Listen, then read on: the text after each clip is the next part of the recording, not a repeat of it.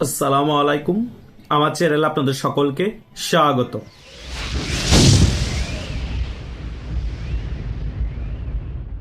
গত কিছুদিন আগে ভারত সরকার যখন বাংলাদেশে নতুন হাই কমিশনার নিয়োগ দিয়েছিল, তখন আমি ক্লিয়ারলি বলেছিলাম ডাল মে কুছ কালা है। এখন অনেকেই বলতে পারেন, ভাইয়া কেন এই কথা আপনি বলেছেন? তার মেইন রিজন ছিল, কারণ এই নতুন হাই কমিশনার হচ্ছে একজন রাজনৈতিক ব্যক্তিত্ব। শুধু তাই নয়, বিজেপির শীর্ষস্থানীয় নেতাদের মধ্যে একজন, এবং তিনি সাবেক কেন্দ্রীয় মন্ত্রীও ছিলেন। অলরেডি নিয়োগ হয়ে গিয়েছে এবং এই বিএনপি সরকারের উপর চাপও দেওয়া শুরু হয়ে গিয়েছে। ভারত কূটনীতিকভাবে এই বিএনপি সরকারকে, বাংলাদেশ আওয়ামী লীগকে বাংলাদেশের রাজনীতিতে ফেরানোর জন্য অলরেডি চাপ দেওয়া শুরু করে দিয়েছে। এখনো কিন্তু এই ব্যাপারগুলো দৃশ্যমান হয়নি। তার মেইন রিজন হচ্ছে পশ্চিমবঙ্গের যে ভোটার রেজাল্ট আছে সেটা এখনো ক্লিয়ার হয়নি।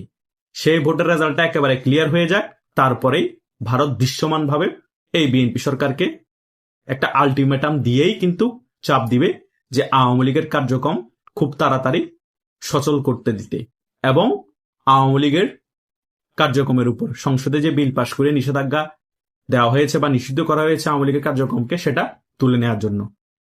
যদি বিএনপি রাজি হয় তাহলে ভারত সাহায্য সহযোগিতা করবে বিএনপি সরকারকে।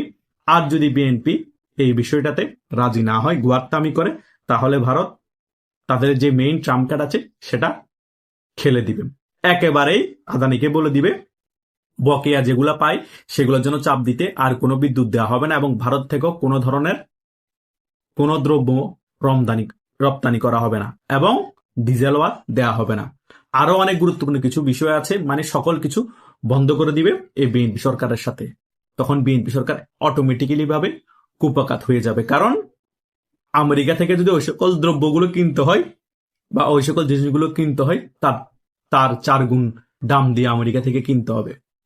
সো এটা সম্ভব না বাংলাদেশের এই বর্তমান পরিস্থিতিতে, কারণ বাংলাদেশের অর্থনীতি একেবারে দুর্বল অবস্থায় আছে, ভঙ্গুর অবস্থায় আছে, যে কোনো মুহূর্তে কলাপস করতে পারে বাংলাদেশ।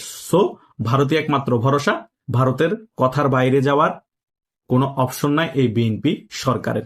বিএনপি সরকার হয়তোবা 3-4 মাসের ভিতর রাজি না হলো, যখন একেবারে তলানিতে চলে যাবে বাংলাদেশের পরিস্থিতি, তখন বাধ্য হবে ভারতের কথায় রাজি হতে। এটাই হবে ভারতের কূটনীতিক বিজয়। একটা জিনিস মাথায় রাখবেন, যে খেলায় আমি বন্দুক ব্যবহার করা লাগে না, যে খেলায় আমি মানুষ মারা লাগে না, সেই খেলা আমি এমনিতেই জিতবো আমার মনে হয়, তাহলে আমার ওই বন্দুক এবং মানুষ মারার কি প্রয়োজন? এটাই হচ্ছে চাণক্য নীতির রাজনীতির মেইন খেলা, ধরি মাছ না ছুঁই পানি। কোনো ধরনের কোনো বুলেট ইউজ করবে না ভারত, কোনো মানুষ হত্যা করবে না। কূটনীতিকভাবে এমনভাবে এই বিএনপি সরকারকে চাপ প্রয়োগ করবে, ভারতের স্বার্থ হাসিল করবে, এবং বাংলাদেশ আওয়ামী লীগের কার্যক্রমের উপর যে নিষেধাজ্ঞা আছে সেটাও তুলে নিবে। সো বিএনপি কি সিদ্ধান্ত নেয় সেটাই হচ্ছে বড় বিষয়, নাকি দেশকে ধ্বংসের দিকে ঠেলে দিবে বিএনপি, সেটা কিন্তু আমরা দেখার জন্য অধীর আগ্রহে বসে আছি। সো এই 2-3টা মাস খুবই ক্রুশাল বিএনপির জন্য এবং বাংলাদেশ আওয়ামী লীগের জন্য। দেখা যাক কি হয়। অনেক মাস অপেক্ষা করেছেন, হয়তোবা আরো কিছু মাস অপেক্ষা করতে হতে পারে। অধৈর্য হবেন না, হতাশাগ্রস্ত হবেন না, উজ্জীবিত হন, সংগঠিত হন। যে কোনো মুহূর্তে শেখ হাসিনার ডাক আসতে পারে, আওয়ামী লীগের ডাক আসতে পারে, যে কোনো মুহূর্তে রাজপথে নামতে হতে পারে। সো সেদিকে আপনারা ফোকাস দেন। আশা করছি আমি এই আলোচনায় যে সকল বিষয়গুলো আপনাদেরকে বোঝানোর চেষ্টা করেছি আপনারা বুঝতে পেরেছেন। তবুও যদি কোনো কনফিউশন থাকে, এই ভিডিওর কমেন্ট বক্স আছে, এখানে আপনারা কমেন্ট করে আপনাদের মতামত শেয়ার করতে পারেন, আমি উত্তর দেওয়ার চেষ্টা করব। ধন্যবাদ সকলকে।